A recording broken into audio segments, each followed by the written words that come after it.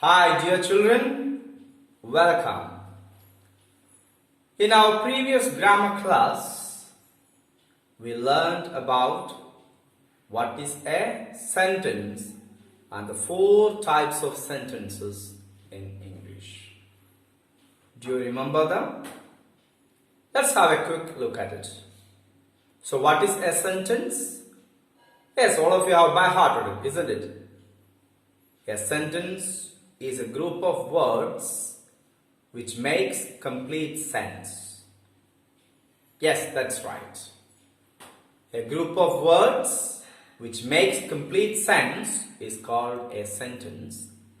And the four types of sentences are 1.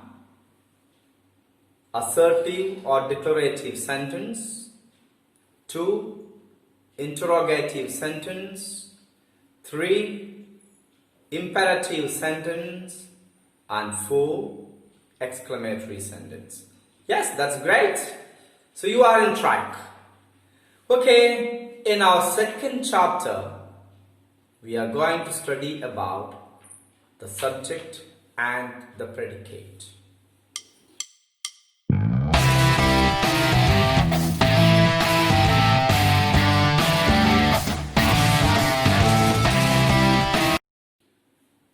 You know, a sentence is a group of words which make complete sense. So in a sentence, it can be divided into two parts. That is, the subject and the predicate. So what is subject? The part which names the person or thing we are speaking about is called the subject of the sentence. So what is the subject? Can you tell? Look at the definition given here. The part which names the person or thing we are speaking about is called the subject of the sentence.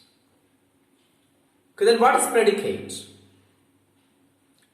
The part which tells something about the subject is called the predicate of the sentence. Look at the definition over here. The part which tells something about the subject is called the predicate of the sentence. Yes. Let us take an example. Okay? Any example can you think or can you say? Yes. Let us take the example. Rama is a clever boy. So here we are speaking about whom? Rama.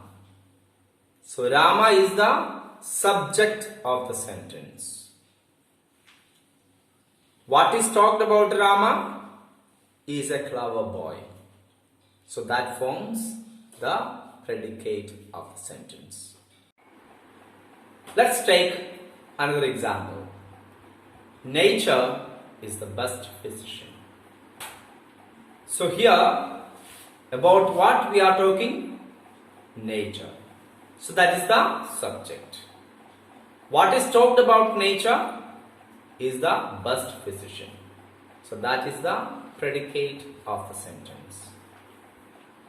So we can see in a sentence we have subject and predicate. Usually, the subject of a sentence comes in the beginning. But there are exceptions. Occasionally, the subject can come at the end of the sentence. Look at the following examples. Here comes the train. In this sentence, which is the subject? The train. And that comes at the end. Let us look at another example. There, under the tree, stood a small boy. Here again, the subject is a small boy. And that has come at the end of the sentence. So please understand, Generally or usually speaking, the subject in a sentence comes at the beginning, but occasionally it can come at the end also. Yes, now how can we identify which is the subject, which is the predicate in a sentence? There is an easy way to find the subject and predicate in a sentence.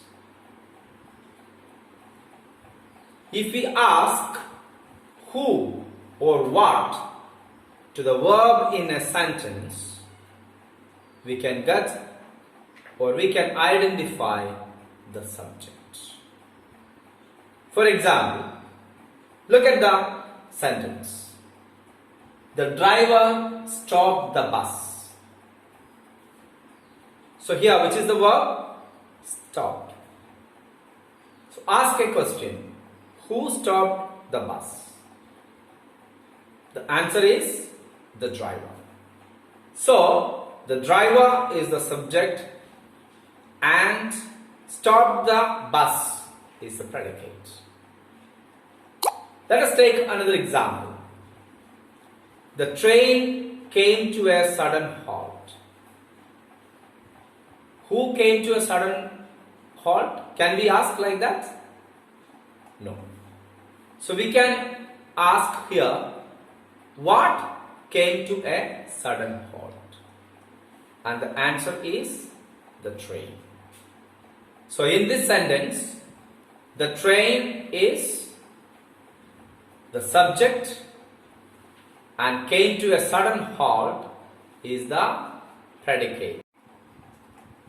So when we take up the exercise in grammar 1, you will clearly understand how to distinguish or identify the subject and predicate in a sentence. Remember, ask the questions who or what to the verb, and then you would be easily able to identify the subject in the sentence. Okay, children, we will learn about it more when we take up the exercise in grammar 1. And of course, you need to do the activity given in your self-practice book. That will help you to understand subject and predicate